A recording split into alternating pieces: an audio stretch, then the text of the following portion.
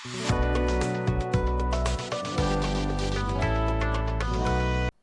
Guys, welcome back to my channel at the rate doctor study. Guys, this is Manjeet and आज के video में हम बात करने जा रहे हैं एनाटॉमी के next topic that is the pharynx के बारे में, जिसमें हम आज बात करने वाले हैं फेरिंग्स के इंट्रोडक्शन के बारे में, फेरिंग्स के डायमेंशंस के बारे में, फेरिंग्स में कौन कौन से एनाटॉमिकल स्ट्रक्चर्स आते हैं, उसके पार्ट्स के बारे में, एक्सेट्रा थिंग्स के बारे में हम बात करने वाले हैं। तो चलिए स्टार्ट करते हैं। सबसे पहले हम देखते हैं फेरिंग्स के इंट्रोडक्शन में। तो बेसिकली जो फेरिंग्स होता है, इसको लैटिन में थ्रोट जो बोला जाता है, is a wide muscular tube जो कि सिचुएटेड होता है behind the nose and the mouth and the larynx. तो बेसिकली फेरिंग्स का है एक वाइड मस्कुलर ट्यूब है जो कि कहाँ पे सिचुएट करता है, behind the nose, mouth and the larynx. It is the a part of the upper respiratory passage where the infections are very common। Basically जो हमारा फेरिंग्स होता है वो क्या करता है, upper part of the respiratory passage form करता है और वो बहुत ज़्यादा पास होने की वजह से आउटसाइड से वहाँ पे बेसिकली इन्फेक्शंस क्या है, बहुत ज़्यादा कॉमन होता है। साथ ही साथ यहाँ पे जो upper part of the pharynx होता है, यहाँ पे सिर्फ ट्रांसमिट होता है ओनली एयर, जबकि जो lower part of the pharynx होता है वहाँ पे ओनली फूड पास होता है एंड जो मिडल पार्ट होता है वहाँ पे both air and the food दोनों पास होता है। बेसिकली फेरिंग्स के तीन पार्ट देखने को मिलते हैं, हम आगे बात करेंगे उसके बारे में। तो जो अपर पार्ट होता है, मतलब यहाँ वाला जो नेजोफेरिंग्स का पार्ट होता है, यहाँ पे सिर्फ क्या होता है, एयर पास होता है और नीचे की तरफ जो फेरिंग्स पाया जाता है यहाँ पे सिर्फ फूड पास होता है। लेकिन ये जो बीच वाला एरिया है यहाँ पे दोनों फूड एंड एयर दोनों पास होता है। तो इस तरह से बेसिकली तीन पार्ट्स में डिवाइडेड है, upper part, lower part and the middle part. तो जो अपर पार्ट है जहाँ पे हम लोग ने देख लिया कि सिर्फ वो एयर को ट्रांसमिट करता है, जबकि लोअर पार्ट जो कि इनलेट ऑफ द लैरिंग्स के पास नीचे रहता है थोड़ा सा, वहाँ पे क्या होता है, फूड पास होता है ओनली, और मिडल पार्ट जो है कॉमन पैसेज है बोथ एयर एंड फूड के लिए।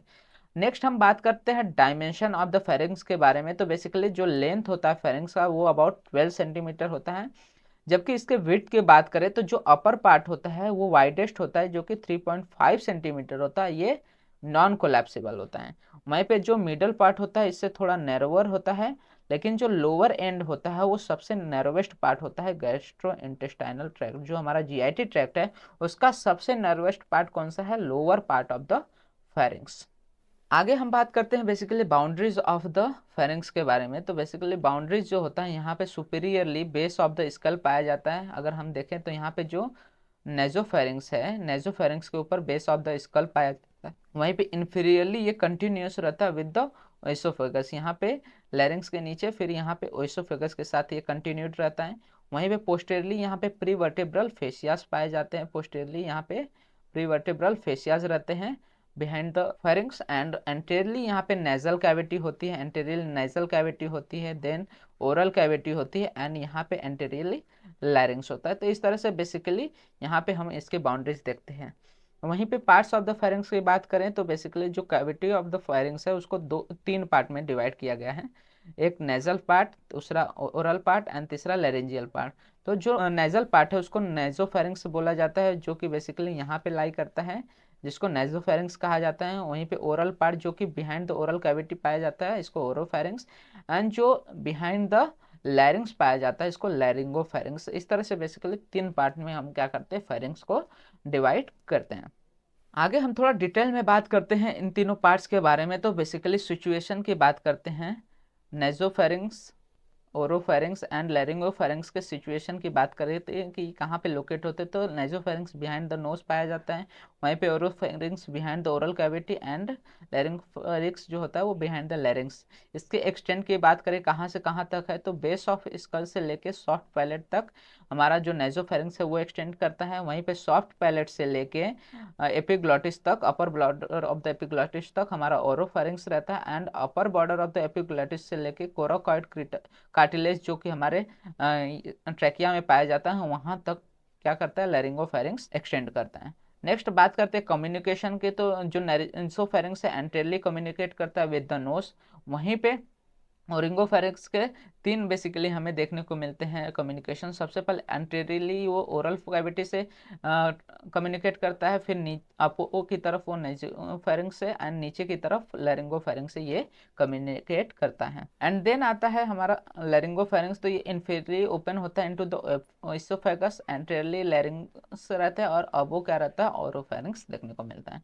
नर्व सप्लाई की बात करें तो जो नेजोफेरिंक्स है उसको फेरेंजियल ब्रांचेस ऑफ द जो टेरिगोप्लेटाइन गैंग्लियन है वो बेसिकली सप्लाई करते हैं। वहीं पे जो ओरोफेरिंक्स है उसको 9th and 10th nerve supply करते हैं, और सेम जो लैरिंगोफेरिंक्स है उसको भी 9th and 10th cranial nerve supply करती हैं।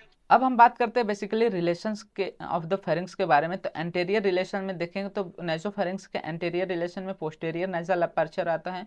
वहीं पे इस ओरोफेरिंग्स के एंटेरियर रिलेशन में oral cavity, and then laryngopharynx के एंटेरियर रिलेशन में inlet of larynx, posterior surface of the cricoid cartilage and the arytenoid cartilage, ये तीनों आते हैं।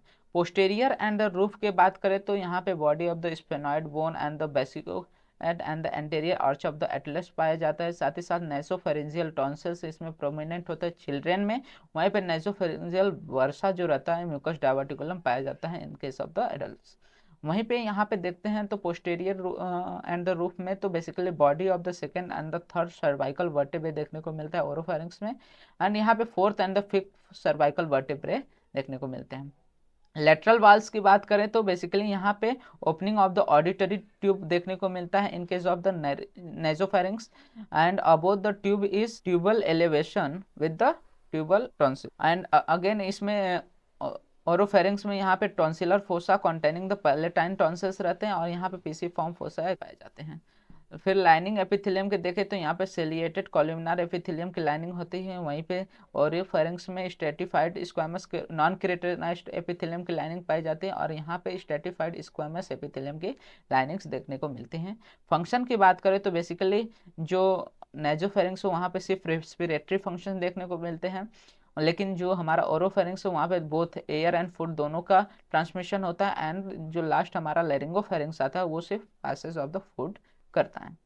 नेक्स्ट हम बात करते हैं clinical anatomy of the pharynx के बारे में। तो बेसिकली हाइपरट्रॉफी और the enlargement of the nasopharyngeal tonsils or the adenoids may obstruct the posterior nasal aperture and may interfere with the nasal respiration and speech leading to the mouth breathing। तो basically जो हमारा nasopharynx है वो यहाँ पे present है, तो वहाँ पे अगर कहीं पे भी नेजोफेरेंजियल टॉन्सिल्स या फिर अरेडोनॉइड आ जाते हैं, या फिर यहाँ पे हाइपरट्रॉफी या फिर क्या हो जाता है एनलार्जमेंट देखने को मिलता है, तो ऐसे कंडीशन में जो पोस्टेरियर अपार्चर है हमारे नेसल कैविटी का वो क्या हो जाता है, ऑब्स्ट्रक्ट हो जाता है, तो यहाँ से एयर पास नहीं हो पाता। तो ऐसे कंडीशन में हमें क्या देखने को मिलता है कि माउथ रेस्पिरेशन देखने को मिलता है। माउथ रेस्पिरेशन यहाँ पे हमें देखने को मिल सकता है। वहीं पे hypertrophy of the tubal tonsils में ऑक्लूड द ऑडिटरी और the pharyngotympanic tube leading to the middle ear problem. साथ ही साथ यहाँ पे ट्यूबल टॉन्सिल्स के जो अगर हाइपरट्रॉफी यहाँ पे अगर हो जा रही है तो ऐसे कंडीशन में जो हम लोग ने देखा कि जो ऑडिटरी ट्यूब यहाँ पे रीच करती है वो क्या हो जाएगी, वहाँ पे कुछ उस पर प्रेशर बढ़ सकता है, तो उसके वजह से मिडल ईयर्स के प्रॉब्लम्स भी हमें देखने को मिल सकते हैं। तो ये बेसिकली दो कंडीशंस हमें देखने को मिलते हैं इन case of the clinical anatomy of the pharynx. तो इसी के साथ हमारा जो एनाटॉमी ऑफ द फेरिंग्स का टॉपिक है वो एंड करता है, जिसमें हम लोग ने बेसिकली इंट्रोडक्शन देख लिया, पार्ट्स ऑफ द फेरिंग्स देख लिए, उसके बाद इसके फंक्शंस एक्सेट्रा के बारे में डिटेल में देख लिया, साथ ही साथ क्लिनिकल एनाटॉमी के बारे में हम लोग ने पढ़ा। तो अगर आपको वीडियो अच्छा लगा तो वीडियो को लाइक कीजिए एंड चैनल को सब्सक्राइब कीजिए, साथ ही साथ वीडियो को शेयर करना मत भूलिएगा, जिससे ज़्यादा से ज़्यादा लोगों तक ये रीच आउट कर सके। एंड आप हमारे टेलीग्राम एंड इंस्टाग्राम हैंडल्स को भी फॉलो कर सकते हैं, वहाँ पे आपको daily videos related and the notes related updates provide हो जाते हैं।